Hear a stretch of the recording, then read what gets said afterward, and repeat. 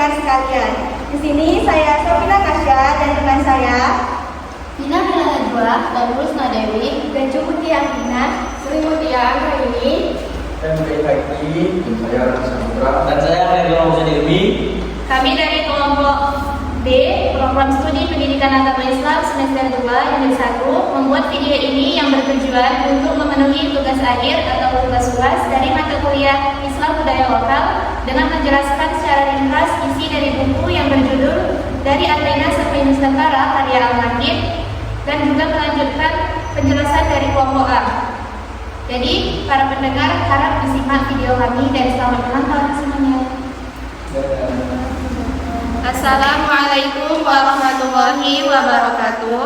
Halo semuanya, perkenalkan saya Liza Ikrimah dan rekan saya. dan saya Sofina Kasya. Kami dari kelompok 10 ingin menjelaskan isi dari buku yang berjudul Dari Athena sampai Nusantara karya Al-Makin sekaligus melanjutkan pembahasan dari kelompok A dan dari bab 7. Langsung saja, yang pertama akan dijelaskan oleh saya sendiri. Masa pencerahan atau Enlightenment di Eropa membawa perubahan besar dalam cara manusia berpikir. Akal dan ilmu pengetahuan mulai dijadikan dasar untuk memahami dunia. Denis Diderot menyebarkan semangat ini melalui ensiklopedi yang bertujuan membebaskan manusia dari tahayul dan kebodohan. David Hume menegaskan bahwa pengetahuan berasal dari pengalaman indrawi, sedangkan Immanuel Kant menjelaskan bahwa manusia memahami dunia melalui akal dan kategori yang sudah ada dalam pikirannya. Kant juga mengajarkan pentingnya berpikir mandiri melalui semboyan sapere aude atau beranilah berpikir sendiri. Nah, dalam bidang ekonomi dan moral, Adam Smith memperkenalkan konsep invisible hand yang menjelaskan bahwa kepentingan individu dapat menghasilkan kesejahteraan bersama. Namun, semangat pencerahan juga mendapat kritik dari Edmund Burke yang menilai bahwa perubahan harus tetap menghormati tradisi dan pengalaman sejarah. Perkembangan filsafat modern kemudian melahirkan berbagai pemikiran baru. Hegel menjelaskan bahwa sejarah berkembang melalui proses dialektika atau tesis, antitesis, sintetis. Auguste Comte memperkenalkan positivisme yang menekankan metode ilmiah sebagai dasar pengetahuan. Jeremy Bentham mengembangkan utilitarianisme yang menilai tindakan berdasarkan manfaat terbesar bagi masyarakat. Selanjutnya, Arthur Schopenhauer memandang kehidupan secara pesimis karena manusia selalu dikuasai oleh keinginan yang tidak pernah puas. Henry Bergson menekankan pentingnya intuisi dan kreativitas dalam memahami realitas. John Stuart Mill memperjuangkan kebebasan individu, berpendapat, dan kesetaraan perempuan.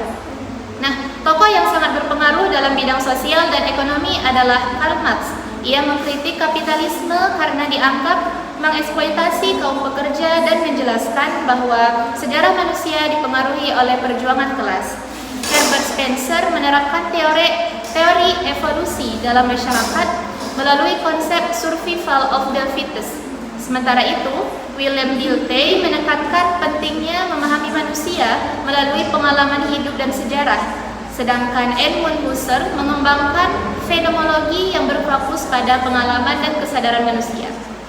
Nah, di tengah kemajuan Eropa, Asia, dan Afrika justru mengalami penjajahan. Indonesia lebih banyak menghadapi perjuangan fisik melawan kolonialisme melalui tokoh-tokoh seperti Sultan Agung, Sultan Hasanuddin, Sultan Ageng Tirtayasa, Pangeran Diponegoro, Imam Bonjol, Patimura, Cut Nyak-Dien, Tengku Umar, dan lain-lain. Kemajuan Barat kemudian mendorong munculnya gerakan pembaruan Islam. Jamaluddin Al-Afghani mengajak umat Islam memanfaatkan ilmu pengetahuan modern tanpa meninggalkan nilai-nilai Islam. Muridnya Muhammad Abduh melakukan pembaruan pendidikan dengan menggabungkan ilmu agama dan ilmu umum serta mendorong ijtihad. Pemikiran keduanya memengaruhi perkembangan Islam modern di Indonesia, terutama melalui Muhammadiyah, Sarekat Islam, dan tokoh-tokoh pergerakan nasional. Pengaruh filsafat Barat juga terlihat pada para pendiri bangsa Indonesia seperti Soekarno-Hatta, Syahrir, Tan Malaka, dan Muhammad Yamin. Mereka mempelajari pemikiran Eropa tetapi menyesuaikannya dengan nilai-nilai Islam dan budaya Nusantara untuk membangun nasionalisme, pendidikan, dan dasar negara Indonesia. Baik, materi selanjutnya akan dijelaskan oleh rekan saya Sofina Kasya. Baik, di sini saya Sofina Kasya akan menjelaskan tentang melanjutkan bab 8, yaitu yang berjudul Modernisasi dan Krisis Jiwa Manusia. Nah, di bab 8 ini menjelaskan bahwa modernisasi yang dipengaruhi oleh pencerahan, yaitu Enlightenment, dan revolusi industri yang membawa kemajuan besar dalam ilmu pengetahuan, teknologi, ekonomi, dan politik. Nah, namun kemajuan tersebut juga menimbulkan krisis jiwa manusia, yaitu perasaan kehilangan makna hidup, keterasingan atau aliensi, kecemasan, dan krisis identitas. Nah, kondisi inilah yang kemudian melahirkan berbagai pemikiran filsafat eksistensialisme. Yang pertama yaitu ada modernisasi dan dampaknya. Revolusi industri mengubah masyarakat agraris menjadi masyarakat industri. Terjadi urbanisasi perkembangan kapitalisme serta munculnya kelas borjuis dan kelas pekerja. Pencerahan mendorong rasionalitas, kebebasan berpikir, demokratis, hak asasi manusia, dan sekularisasi.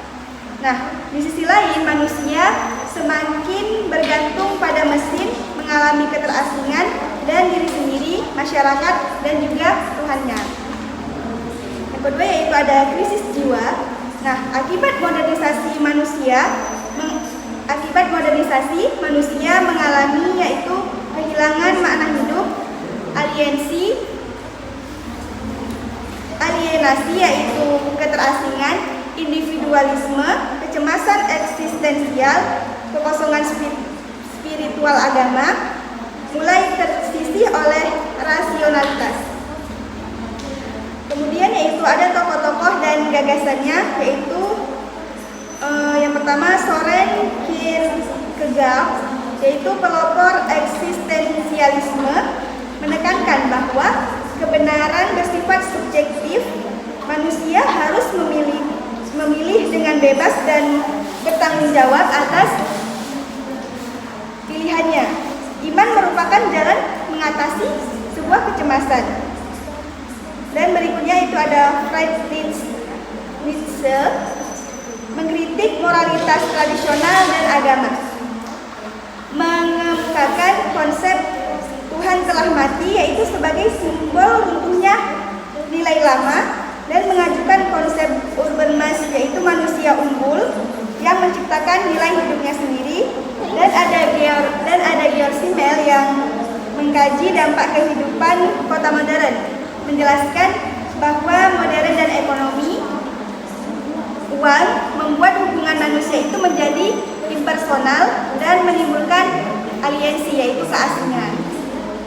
Berikutnya itu ada Martin Heidegger, memperkenalkan konsep desain, yaitu manusia sebagai makhluk yang sadar akan keberadaannya, membedakan kehidupan autentik dan tidak autentik.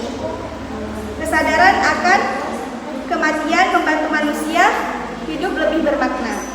Berikutnya yaitu ada Jean-Paul Sartre, menyatakan bahwa eksistensi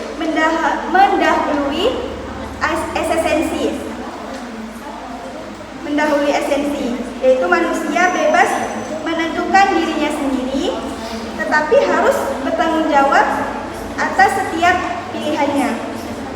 Mengkritik sikap manusia yang lari dari tanggung jawab. Berikutnya yaitu ada Simone de Beauvoir, dia mengembangkan eksistensialisme dalam perspektif perempuan, menolak anggapan bahwa perempuan ditentukan oleh kodrat identitas, dibentuk melalui pilihan dan pengalaman hidup. Berikutnya yaitu ada pendapat Albert Camus, dia mengembangkan konsep absurditas, yaitu pertentangan antara keinginan manusia mencari makna dan dunia yang tidak memberikan jawaban. Solusinya adalah yaitu tetap hidup, memberontak terhadap keputusan dan menciptakan makna sendiri. Berikutnya yaitu ada Karl Jaspers mengemukakan konsep situasi batas seperti penderitaan, kegagalan, dan kematian itu sebagai jalan menuju kesadaran diri. Dan berikutnya ada Paul Tillich menghubungkan eksistensialisme yaitu dengan teologi, menjelaskan bahwa manusia mengalami kecemasan tetapi dapat mengatasinya itu melalui keberanian untuk tetap ada.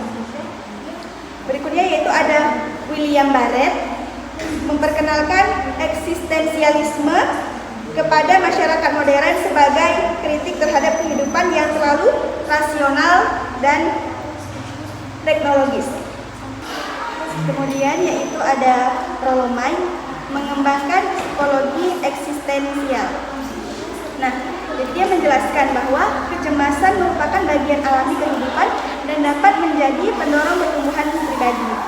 Kemudian yaitu ada Fyodor Dostoevsky melalui karya sastranya yaitu menunjukkan pergulatan manusia tentang kebebasan, moralitas, iman, dan penderitaan.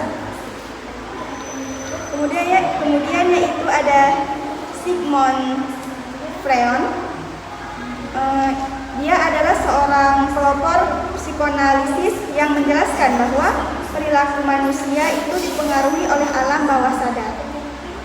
Nah, kepribadian terdiri atas dorongan naluriah dan ego penengah yang rasional dan superego, yaitu nilai moral. Konflik antara ketiga tersebut itu menimbulkan kecemasan yang diatasi melalui mekanisme pertahanan diri.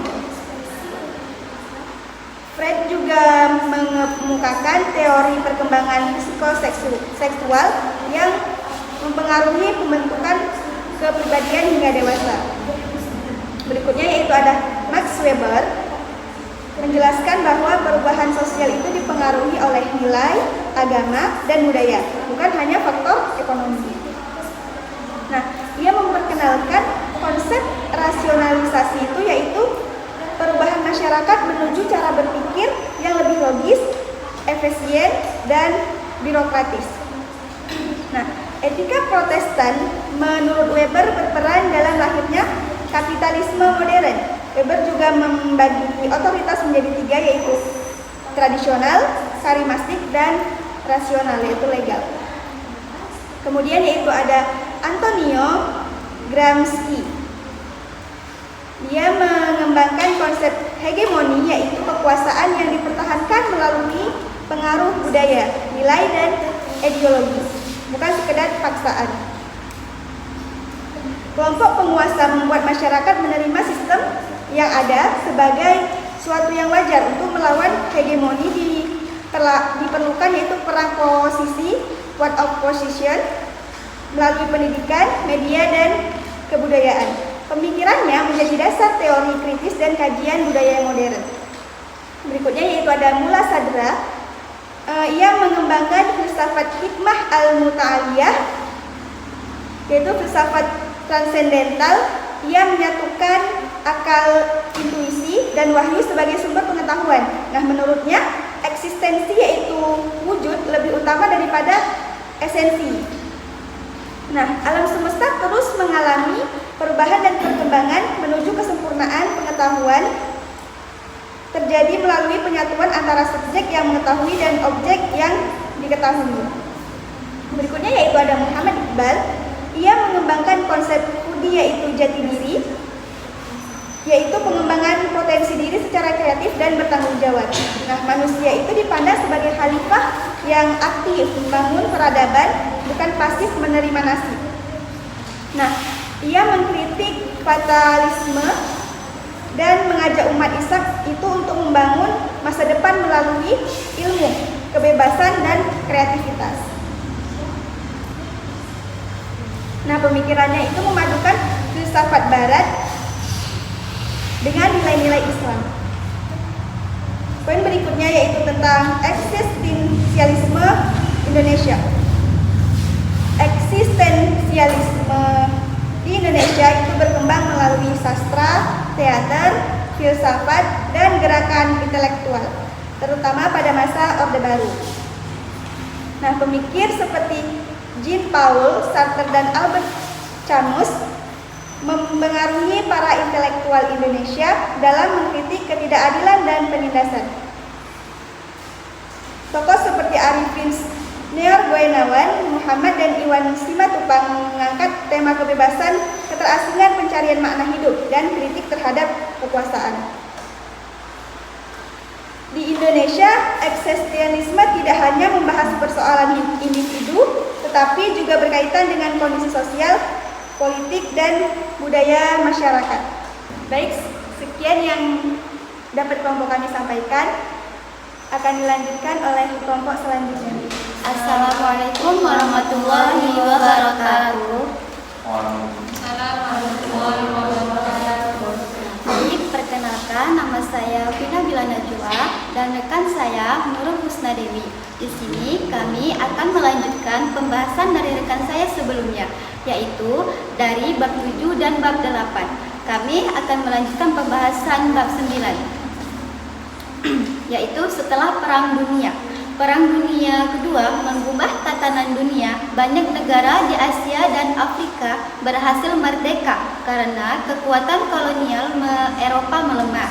Di Indonesia merdeka pada tahun 1945, disusul negara-negara lain seperti Kamboja, Laos, Vietnam, dan Malaysia. Pada tahun 1960-an, semakin banyak negara memperoleh kemerdekaan. Semakin besar negara yang baru merdeka memilih sistem republik dan demokrasi.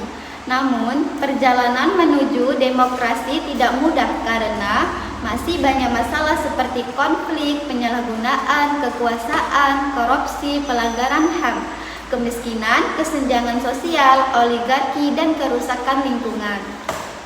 Masalah-masalah tersebut menyebabkan ketidakstabilan. Banyak negara akhirnya berubah menjadi pemerintah otoriter atau partai tunggal. Soekarno menawarkan konsep demokrasi terpimpin, tetapi pelaksanaan menghadapi berbagai tantangan akibat konflik dalam negeri, warisan kolonial, dan pengaruh Perang Dingin. Eropa mengalami kerusakan besar setelah Perang Dunia Kedua. Untuk membangun kembali ekonomi dan mencegah penyebar komunisme, Amerika Serikat memberikan bantuan melalui Marshall Plan. Kerjasama ini menjadi awal terbentuknya masyarakat ekonomi Eropa. Pengalaman penulisan selama tinggal di Jerman menunjukkan bahwa negara-negara Eropa berhasil bangkit dengan membangun kembali kota-kota yang rusak sambil tetap menjaga peninggalan sejarah sebagai pengingat masa lalu. Dan Jerman menjadi contoh kebangkitan setelah perang melalui kerja keras, pendidikan, rekonalisasi, dan demokrasi. Negara itu berhasil membangun kembali ekonomi dan masyarakat hingga dikenal sebagai keajaiban ekonomi. Selanjutnya, kebangkitan Eropa membuktikan bahwa suatu bangsa dapat pulih dari kehancuran dengan kepemimpinan yang baik, kerjasama masyarakat, dan pembangunan yang berkelanjutan. Negara-negara Eropa juga mulai membangun negara kesejahteraan. Selanjutnya, setelah Perang Eropa terbagi menjadi dua blok, yaitu Eropa Barat bergabung dengan NATO dan menganut sistem liberal, sedangkan Eropa Timur berada di bawah pengaruh Uni Soviet dengan sistem komunis. Perpecahan ini memicu Perang Dingin. Persaingan antara kapitalisme dan komunisme memengaruhi politik dunia. Perlombaan senjata, perang proksi, dan dekolonisasi menjadi ciri utama masa Perang Dingin. Kapitalisme berkembang pesat, pasar ekonomi semakin maju, industri berkembang, dan lembaga seperti IMF serta Bank Dunia berperan penting. Globalisasi, perusahaan multinasional, dan konsumerisme semakin meluas. Runtuhnya Uni Soviet pada tahun 1991 mengakhiri Perang Dingin. Amerika Serikat menjadi kekuatan utama dunia, menyebarkan demokrasi liberal. ekonomi pasar bebas, dan globalisasi. Dan dominasi Amerika Serikat tidak berlangsung selamanya. Negara-negara seperti Tiongkok, India, dan Rusia mulai bangkit sehingga dunia bergerak menuju tatanan multipolar. Tiongkok mengubah sistem ekonominya dengan menggabungkan sosialisme dan mekanisme pasar sehingga menjadi salah satu kekuatan ekonomi dunia. Jepang dan Korea Selatan unggul di bidang teknologi, sedangkan India berkembang dalam sekitar digital. Para filsuf setelah Perang Dunia Kedua menyadari bahwa kemanusiaan terus berubah. Mereka berusaha membangun pemikiran baru yang lebih universal, mengutamakan perdamaian, keamanan, dan kesejahteraan seluruh umat manusia. Selanjutnya akan dijelaskan oleh rekan saya. Saya akan melanjutkan pembahasannya, yaitu Jacques Derrida.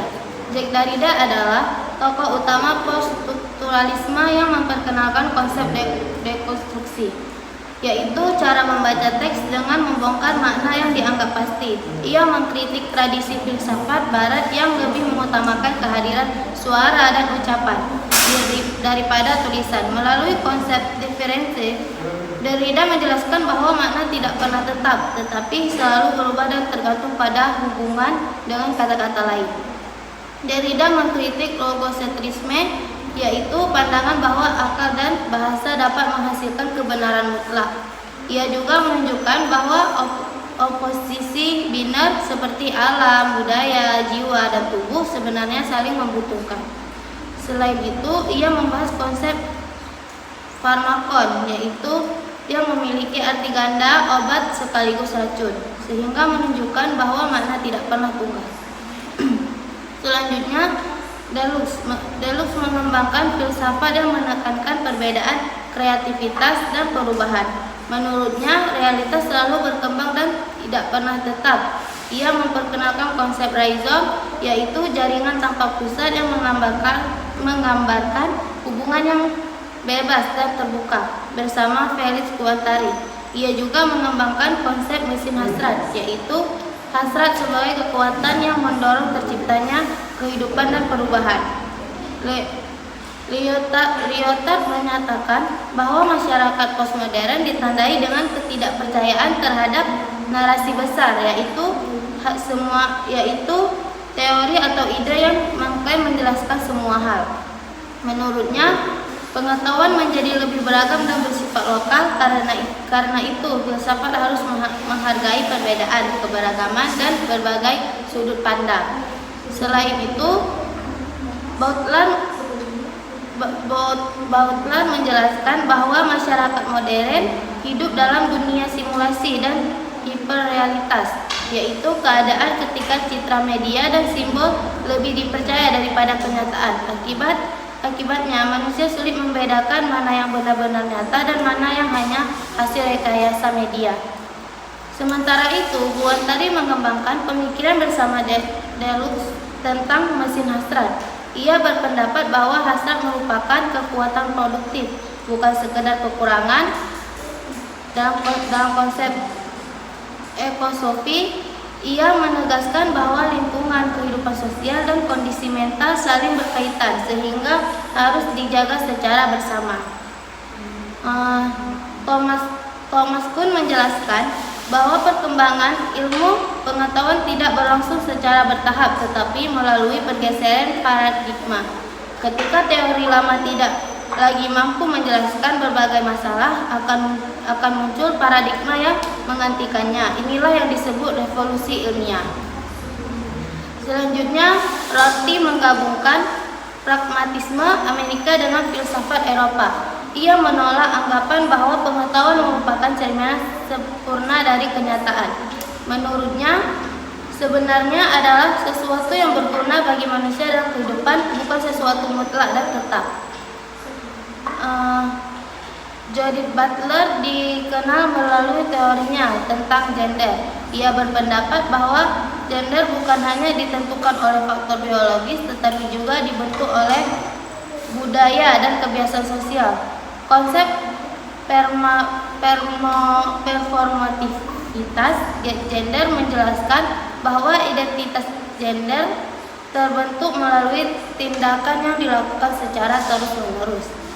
Selanjutnya, Chomsky mengkritik media massa yang sering menjadi alat propaganda dan mendukung kepentingan kelompok tertentu.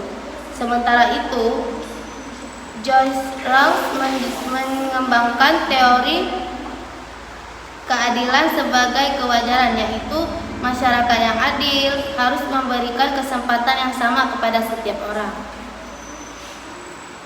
Rawls menjelaskan dua prinsip keadilan. Yang pertama, setiap orang memiliki hak atas kebebasan dasar yang sama, dan yang kedua, ketimpangan sosial yang hanya boleh terjadi jika memberikan manfaat bagi kelompok yang paling kurang beruntung. Teori ini menjadi dasar pemikiran negara kesejahteraan. Teori tersebut dapat diterapkan di Indonesia dengan mempertimbangkan budaya lokal, musyawarah, dan gotong royong. Martha Nussbaum kemudian mengembangkan capability, yaitu pembangunan harus meningkatkan kemampuan manusia agar dapat hidup dengan layak dan bermartabat.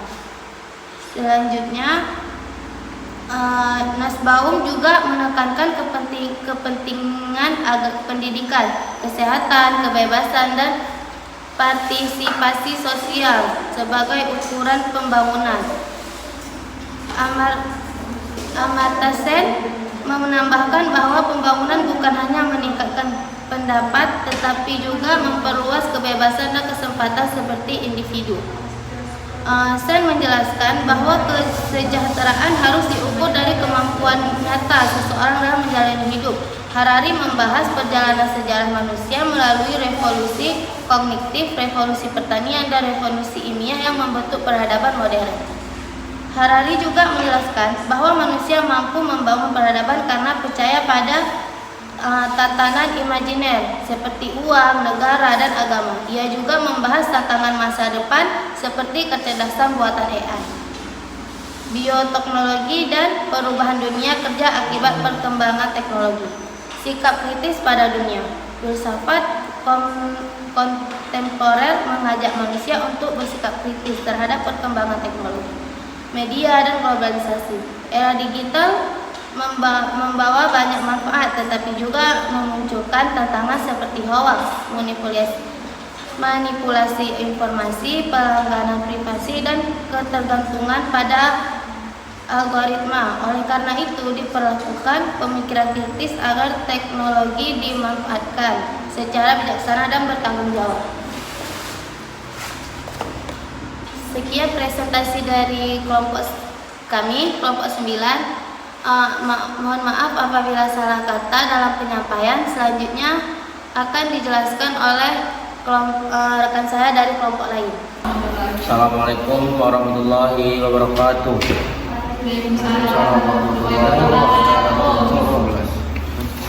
Kami dari kelompok 11 ingin meringkas pembahasan yang teman kami tadi bahas. Ringkasan bab 10 pertama ada para pemikir muslim. Para pemikiran Islam modern setelah Perang Dunia Kedua, penulisan menjelaskan bahwa para pemikir muslim berusaha menjawab berbagai persoalan baru seperti demokrasi, hak asasi manusia, ilmu pengetahuan dan modernitas, pendidikan, kesetaraan gender, dan hubungan antar agama dengan negara. Mereka berusaha menunjukkan bahwa ajaran Islam dapat dipahami secara rasional, tetap relevan dengan perkembangan bangsa zaman. Setelah banyak negara muslim memperoleh kemerdekaan, muncul tantangan baru berupa pembangunan bangsa, kemiskinan, otoritarianisme, globalisasi,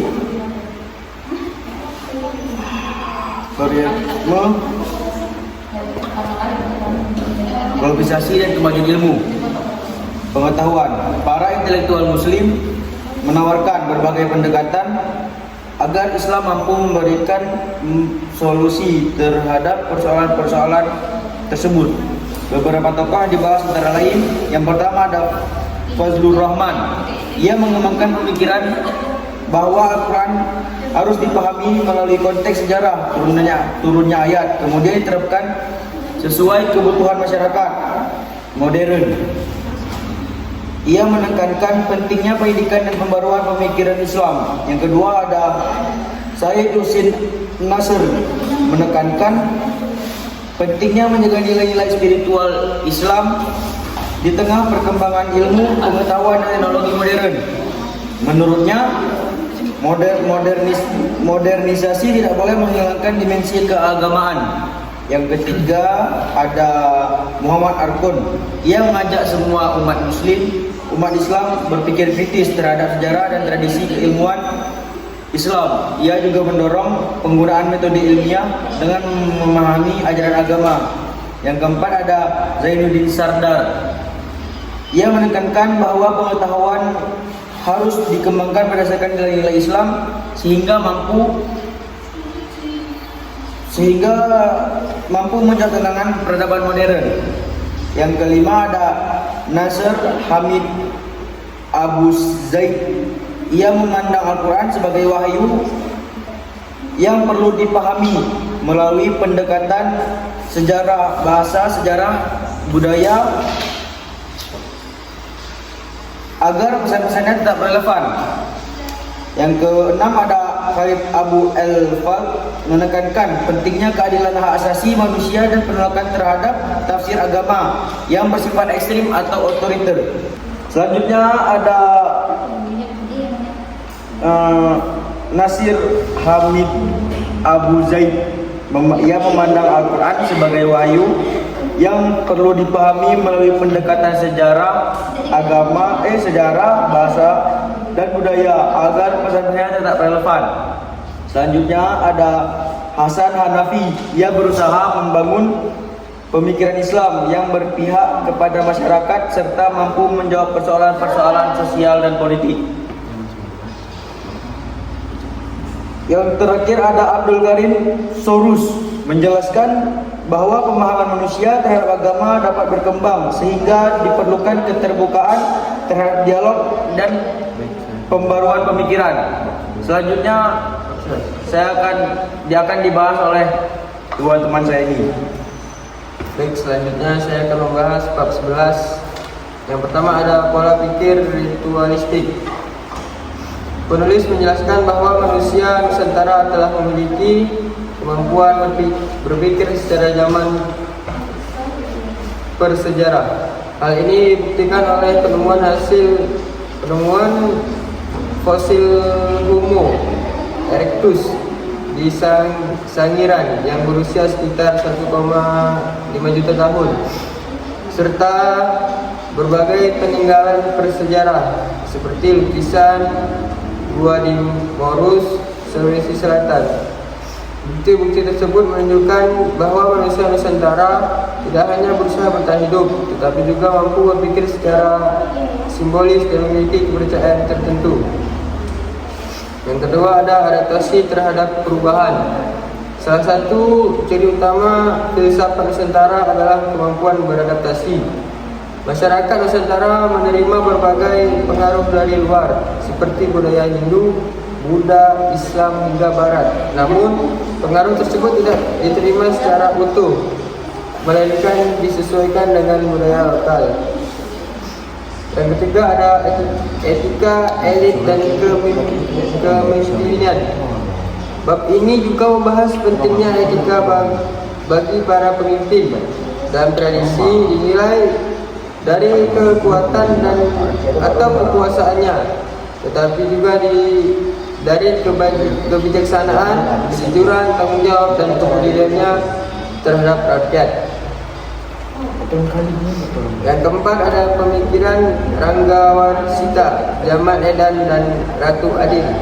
Ranggawarsita merupakan salah satu pejuang besar pejuang besar Jawa yang banyak memberikan kritik terhadap kondisi masyarakat. Dalam karya Zaman Edan, dia menggambarkan masa ketika nilai-nilai moral mengalami kemerosotan. Banyak orang mengejar kekayaan dan kesuksesan tanpa mempedulikan kejujuran serta keadilan. Yang kelima ada kearifan lokal. Filsafat Nusantara sangat kaya akan kearifan lokal. Nilai-nilai seperti gotong royong, musyawarah, saling menghormati, toleransi, dan hidup berdampingan dengan dalam menjadi pedoman dalam kehidupan masyarakat. Ini dilanjutkan oleh rekan saya, Raffi Saputra. Baik, selanjutnya di tengah yaitu ada pengetahuan sebagai ensiklopedia kehidupan. Pengetahuan masyarakat Nusantara tidak hanya berasal dari pendidikan normal, tetapi juga yang terpenting dari pengalaman hidup. Mereka memahami pertanian, pengobatan, dan pelayaran seni hingga tata kehidupan sosial melalui pengalaman yang diwariskan secara turun-menurun. Kemudian menyatu dengan Tuhan. Dalam tradisi Nusantara yang berkembang, pemikiran mistik mengajarkan bahwa manusia dapat mendekatkan diri kepada Tuhan melalui penyucian diri, pengendalian hawa nafsu, serta kehidupan yang sederhana. Hubungan manusia dengan Tuhan dipahami tidak hanya melalui ibadah, tetapi juga melalui perilaku baik, kasih sayang sesama, dan menjaga keseimbangan dengan alam. Kemudian ada historiografi penuh mitos. Sejarah Nusantara banyak disampaikan melalui hikayat, legenda, dan cerita rakyat yang mengandung unsur mitos. Walaupun tidak sesuai dengan sejarah modern, kisah-kisah tersebut mengandung pesan moral, nilai budaya, serta identitas masyarakat. Mitos sebagai sarana untuk mengajarkan kebijaksanaan, memperkuat persatuan, dan menjaga tradisi. Kemudian ada anti-hegemoni. Bab ini juga membahas munculnya pemikiran yang menolak penindasan dan dominasi kekuasaan. Semangat anti-hegemoni mendorong masyarakat untuk memperjuangkan kebebasan, keadilan, dan perlakuan yang baik. Pemikiran ini mulai berkembang menjadi dasar perlawanan melawan penjajahan dan membangun bangsa Indonesia yang merdeka. Kemudian ada tokoh-tokoh filsafat Nusantara yang memberikan kontribusi besar terhadap pemikiran Indonesia, yaitu yang pertama ada Ki Ageng Suryamintaram yang mengajarkan kebahagiaan melalui pengendalian diri dan mengenali keinginan manusia. Kemudian ada Raden Ajeng Kartini yang memperjuangkan pendidikan dan kesetaraan hak perempuan. Kemudian ada Tirto Adi Surja, pelopor pers nasional yang menggunakan media untuk membangkitkan kesadaran rakyat. Kemudian ada Mangkunegara yang mendorong pembaruan sosial serta budaya. Kemudian ada Douwes Dekker, yaitu tokoh pergerakan nasional yang memperjuangkan kemerdekaan Indonesia. Ada Ki Hajar Dewantara yang mengembangkan filsafat pendidikan yang memerdekakan manusia.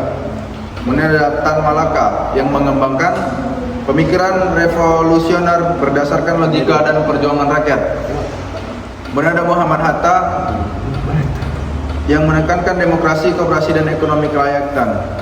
Soekarno yang merumuskan Pancasila sebagai dasar negara dan falsafah kehidupan bangsa. Kemudian ada Haji Agus Salim yang menggabungkan pemikiran Islam, nasionalisme, dan diplomasi. Kesimpulannya, bab ini menunjukkan bahwa filsafat Nusantara berkembang dari kehidupan masyarakat Indonesia dari sejak zaman prasejarah hingga masa modern. Filsafat ini lahir dari pengalaman hidup, adat, agama, budaya, serta perjuangan dari para pahlawan. Nilai-nilai seperti gotong royong, musyawarah, keadilan, penghormatan terhadap alam, dan semangat kemerdekaan menjadi ciri khas filsafat Nusantara. Dengan demikian, filsafat Nusantara membuktikan bahwa masyarakat Indonesia memiliki tradisi berpikir yang kaya dan memberikan sumbangan penting bagi perkembangan pemikiran dunia.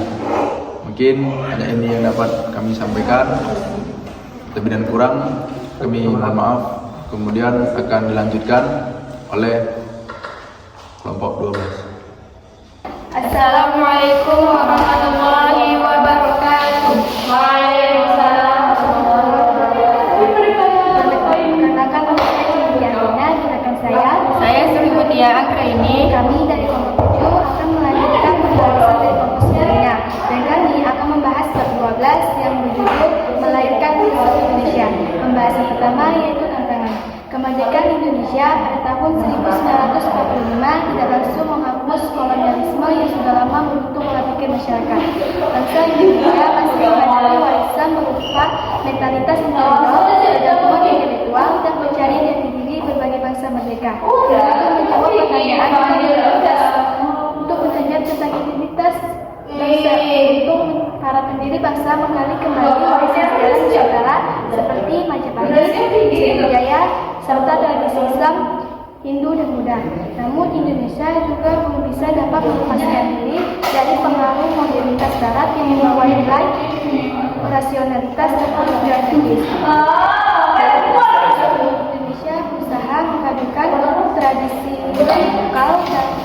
lokal, agama, dan modernitas tanpa sepenuhnya meniru maupun kembali ke masa lalu.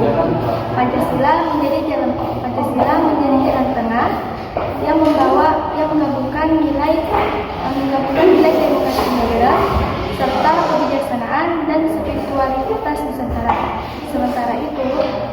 Sementara itu, perkembangan pemikiran Indonesia dipengaruhi oleh berbagai gagasan Barat, tetapi para intelektual berupaya menemukan akar pemikiran dalam tradisi lokal dan Islam. Melalui perubahan nilai, Indonesia berusaha membangun identitas intelektual berfilsafat yang khas serta sesuai dengan pengembangan sejarah dan budaya bangsa. Pembahasannya yaitu poin Perjaka pada tahun 1884 sampai 1964. Filolog terdidik di Belanda, asisten di Haji Hadau, disertai Agustia Ingrid Archimol. Karyanya merekonstruksi kebudayaan Nusantara melalui pembacaan naskah kuno seperti negara Peralatan, negara Kartagama, Peralatan, dan lainnya. Secara kontekstual historis, bukan sekedar artefak mati. Ia membuktikan bangsa Indonesia mampu menjadi subjek, bukan objek dalam kajian budaya sendiri.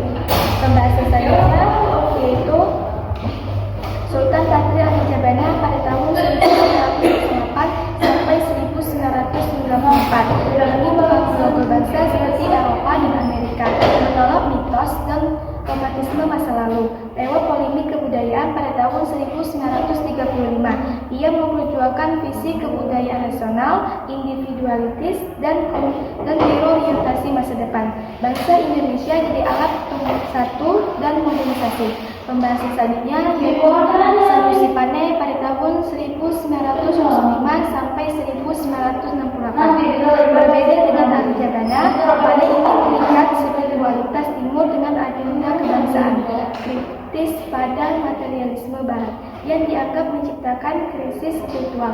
Bagi Pane, kemajuan sejati ada pada pencarian makna hidup, bukan penguasa materi, dan sejarah adalah spiritual. Pembahasan selanjutnya yaitu Nikolas Triantara pada tahun 1913 sampai 1967. Imam Katolik menekankan kemanusiaan itu seperti rasional, moral, dan spiritual. Filsafat sebagai kritik atas dogmatisme. Pancasila dilihat sebagai sintesis kreatif modernitas dan kearifan lokal, menolak westernisasi maupun tradisionalisme. Pembahasan selanjutnya yaitu Soejarno pada tahun 1922 sampai 1989. Menyatukan dimensi moral, intelektual, dan politik dalam pembangunan. Kunci tanggung jawab intelektual cendekiawan harus aktif memecahkan masalah bangsa dan kemandirian berpikir. Pembahasan selanjutnya yaitu Hamka. Pembahasan selanjutnya yaitu Haji Abdul Malik Karim Ahmad atau Hamka pada tahun 1908 sampai 1981. Hamka adalah teolog, ahli tafsir, dan sastrawan. Ia menjembatani Islam, dengan keindonesiaan lewat tafsir Al-Hazab dan konsep tasawuf modern. Pembahasan selanjutnya yaitu PT Sinar Lubang pada tahun 1920 sampai 1990. Kembangkan teologi publik pasca kolonial, tolak gereja dan negara bersekutu. Gereja jadi minoritas kreatif yang melayani dengan iman, bertanggung jawab, dan kritis profetis atau seperti nanti. Pembahasan selanjutnya yaitu Komedia Ananta Toer pada tahun 1925 sampai 2006. Humanis kritis melawan otoritarianisme Orde Baru lewat sastra. Deklaratif membangun sejarah dari bawah, perspektif rakyat dan buka penguasa. Pembahasan selanjutnya yaitu Mokhtar Lubis pada tahun 1922 sampai 2004. Wartawan pendiri Harian Indonesia Raya. Ia mengkritik manusia Indonesia yang favorit dan faedah. Namun kritik ini bukan sini-sini melainkan upaya membangun kesadaran. Baginya, pers harus dipihak pada kebenaran. Pembahasan selanjutnya yaitu Selo Sulemancer pada tahun 1915 sampai 2003. Sosiologi awal memadukan teori barat dengan realitas Indonesia, pendidikan diri dari dalam yang menghormati kearifan lokal. Pembahasan selanjutnya yaitu Sartono Kartodrijo pada tahun 1921 sampai 2007. Sejarah total adalah perspektif struktur dan kultural dengan narasi orang kecil. Konsep sejarah dari bawah yaitu petani jadi subjek aktif bukan objek kolonial. Pembahasan selanjutnya yaitu Soe Hoki pada tahun 1942 sampai 1959. Aktivis lawan kekuasaan otoriter yaitu Soekarno dan Soeharto. Catatan seorang demonstran rekam kesadaran kritis pada tahun 1966. Pegang kekuatan moral dan tolak kematikan. Pembahasan selanjutnya yaitu Ahmad Wahid pada tahun 1942 sampai 1943. Akut kampus Versi Indonesia kritik formalisme dan kekakuan doktrin agama. Tekankan konteks globalisasi, yakini Islam liberal, progresif dan dinamis. Pembahasan selanjutnya yaitu Hasani Ashidik pada tahun 1904 sampai 1975. Akademi Tafsir dan Hukum Islam mengembangkan ijtihad kontekstual. 3 agenda yaitu tafsir kontekstual, pembahasan hukum dan integrasi wahyu dan nalar. Pembahasan selanjutnya yaitu Mufti Ali pada tahun 1923 sampai 2004. Pelopor dialog antaragama, berkonsep yaitu setuju dan tidak setuju. Pluralitas adalah realitas yang dikelola bukan masalah. Pembahasan selanjutnya yaitu Harun Nasution pada tahun 1919 sampai 1998. Buka kembali rasionalisme, Mu'tazilah dan filsafat Islam klasik. Baginya kemunduran Islam akibat tertutup pintunya ijtihad. Pembahasan selanjutnya yaitu Nurkolis Masjid pada tahun 1939 sampai 2005. Pemikir sekularisme, neomodernisme dan pluralisme Islam. Gagasan pemisahan otoritas, agama dan negara tanpa hilangkan nilai keislaman. Privilegisasi Islam dan Arabisasi.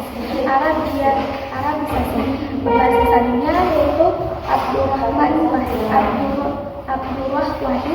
pada tahun 1940 sampai 2009.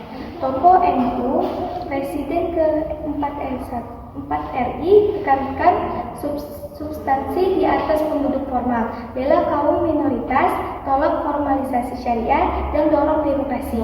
Selanjutnya akan dibahas oleh teman saya.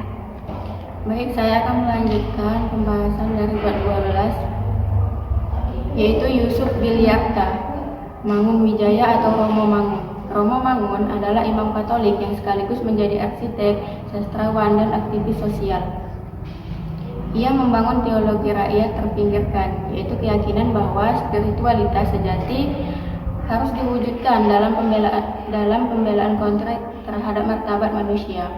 Karya sastranya seperti Burung-burung Manyar dan Roro Mendut adalah ekspresi perlawanan kultural terhadap rezim otoriter Orde Baru. Dalam arsitektur desain permukiman rezim otoriter Orde Baru. Dalam arsitektur desain permukiman Kalikoda dengan bahan lokal seperti bambu menjadi wujud filosofisnya, yaitu ruang hidup harus memanusiakan manusia. Kebenaran sejati baginya terletak pada keberpihakan terhadap yang lemah. Pembahasan selanjutnya, Theodor Sumartana. Theodor Sumartana adalah tokoh Protestan yang menjadi pionir dialog antaragama sejak era kolonial Belanda, yaitu mengubah pola hubungan antaragama dari kecurigaan dan persaingan menjadi persahabatan dan kerjasama yang nyata. Ia mendirikan LSM Interfidei tahun 1991 di Yogyakarta sebagai ruang pertemuan berbagai tradisi agama yang di tengah maraknya fundamentalisme 1990-an. Pemikirannya berpusat pada 3 prinsip, yaitu dialog harus berbasis pengalaman, bukan sekedar diskusi teologis. Yang kedua, agama harus bersama menghadapi ketidakadilan sosial, dan pluralitas adalah takdir ilahi yang harus dirayakan, bukan diseragamkan. Dialog bukan alat konversi, melainkan proses saling memperkaya spiritualitas. Pembahasan selanjutnya yaitu Willibrordus Suhendra.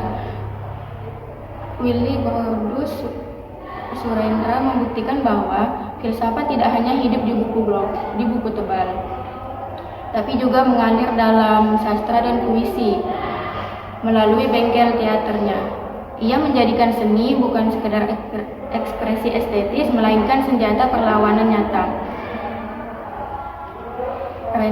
Rendra berdiri di atas 3 pilar, yaitu kritik sosial terhadap ketidakadilan, spiritualitas humanis yang merangkul semua agama tanpa dogmatisme, dan komitmen kebudayaan berkerakyatan yang menolak hegemoni budaya elit. Selanjutnya, Biku Asin Jinarakita, yaitu adalah arsitek kebangkitan Buddhisme modern Indonesia. Visi besarnya adalah Budayana atau Sangha Agung Indonesia. Pemikirannya bertumpu pada 3 pilar, yaitu kontekstualisasi Dharma dengan memperkenalkan Buddha Anutara sebagai padanan Tuhan Yang Maha Esa dalam konteks Pancasila, inklusif budaya lokal seperti penghormatan kepada Dewi Kwan Im dan Nini Towong, serta penekanan pada praktik meditasi samatha vipassana. Karyanya menjadi jembatan antara warisan Nusantara dan Buddhisme global. Selanjutnya, I Gusti Bagus Sugriwa meyakini bahwa agama dan kebudayaan Bali merupakan satu kesatuan yang tidak terpisahkan.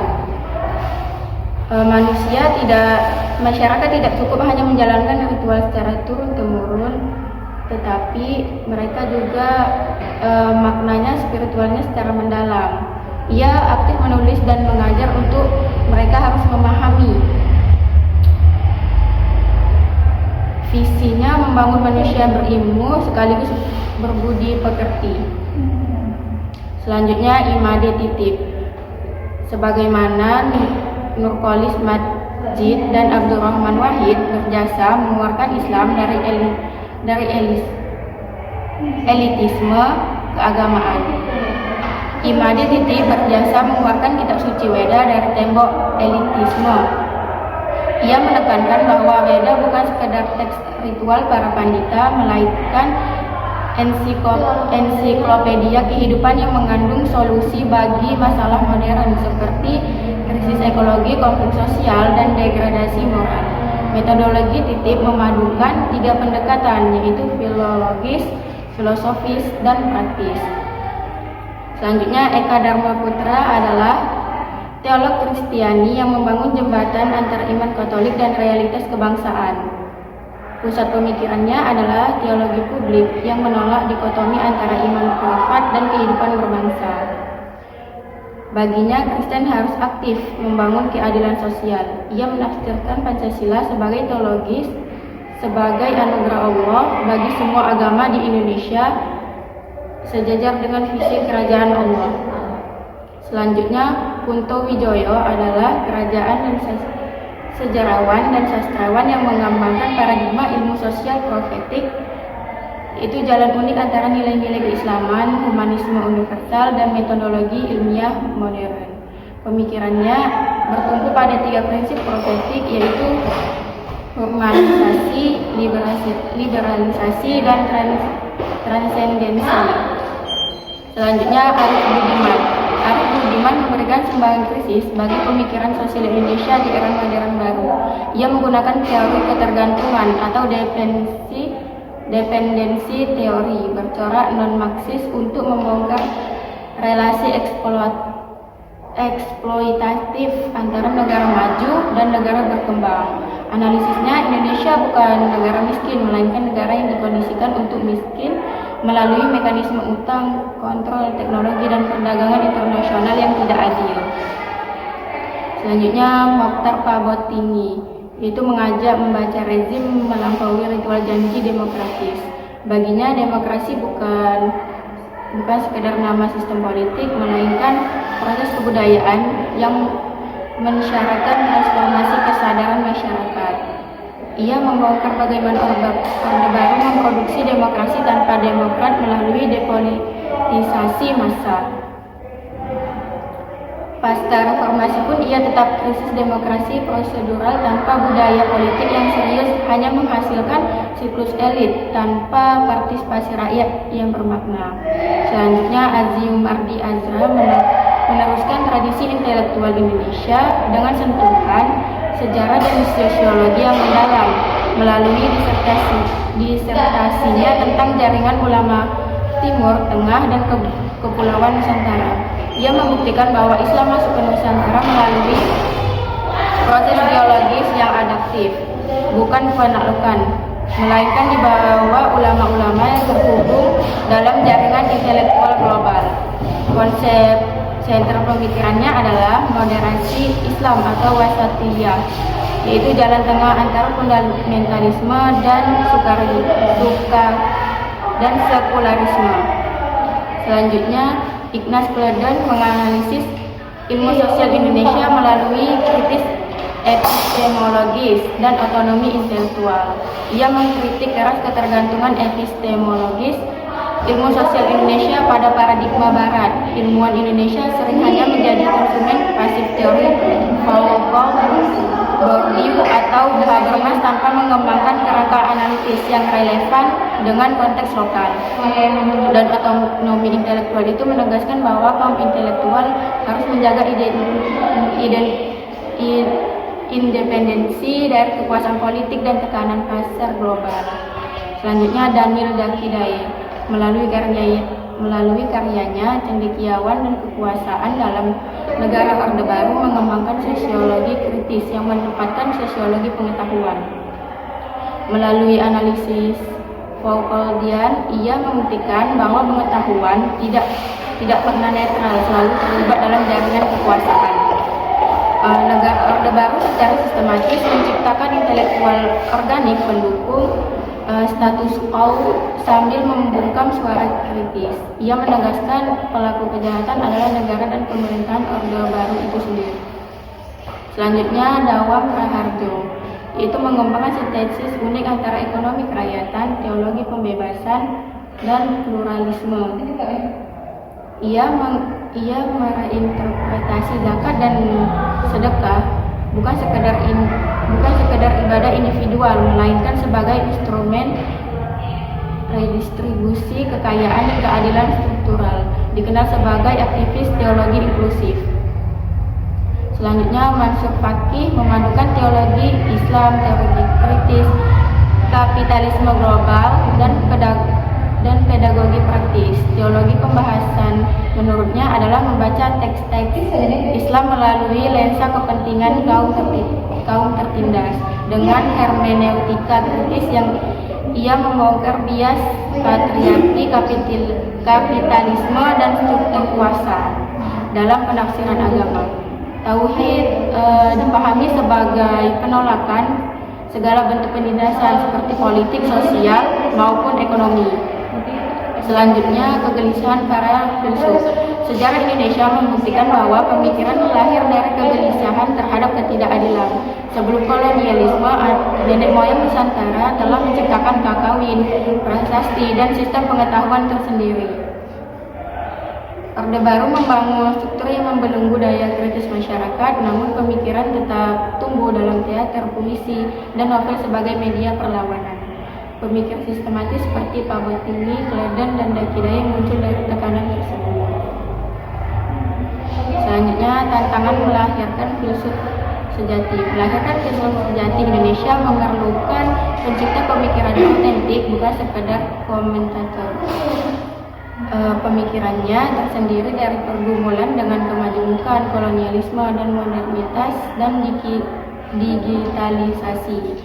Tantangan utamanya meliputi sistem pendidikan yang birokratis, ketergantungan teori impor, dan dogmatisme. Selanjutnya, kekeringan. Negeri ini mengalami kelangkaan pemikir mandiri yang menghasilkan sistem pemikiran original dan sistematis. Yang banyak muncul adalah aktivitas yang relatif, mengembangkan kerangka teoris yang mandiri. Warisan kolonial dan Orde Baru menciptakan budaya intelektual yang menghasilkan teknologi tenaga instrumental, bukan pemikir bebas. Minimnya patronase untuk pemikiran mandiri, kendala ekonomi yang menyulitkan penulis serius, dan fenomena kultus selebrasi di mana popularitas menjadi ukuran kebenaran, bukan kedalaman argumen. Selanjutnya, hegemoni politik. Dalam suasana elektoral pasca reformasi, ruang bagi pemikir independensi semakin menyempit. Politik identitas dan transaksional menggerus kemungkinan berdiri di luar kerumunan. Kampus yang mestinya menjadi benteng nalar politik ini semakin sering dijadikan ajang perebutan pengaruh politik. Kelemahan menjadi alat kekuasaan yang berkuasa antara mereka merasa paling benar, sementara yang kalah langsung dianggap salah dan tak berdaya. Selanjutnya, teknologi AI atau kecerdasan buatan. Kecerdasan buatan atau AI telah menjadi senjata propaganda paling canggih di era ini. Kemampuannya memproduksi dan menyebarkan konten secara massal dimanfaatkan untuk membentuk opini publik tanpa pertimbangan etis. Risiko terbesarnya, manusia semakin nyaman mengistirahatkan intelektualitasnya, menyerahkan analisis, kreativitas, bahkan keputusan moral pada algoritma. Ini bukan hanya kehilangan kemampuan berpikir, tetapi juga kedaulatan atas nalar dan hati nurani. Manusia harus berada di atas mesin AI, dan manusia harus menjadi penguasa atas dirinya. Demikian pemaparan materi dari kami. Semoga materi yang kami sampaikan bermanfaat. Terima kasih atas perhatiannya. Baik, sekian penjelasan materi dari kelompok B yang menjelaskan buku yang berjudul Dari Athena Sampai Nusantara karya Al-Makin. Semoga para pendengar bisa mengambil manfaat dari apa yang kami sampaikan. Mohon maaf atas kesalahan dalam penyampaian materi dan pengucapan. Kami akhiri dengan Wassalamualaikum warahmatullahi wabarakatuh.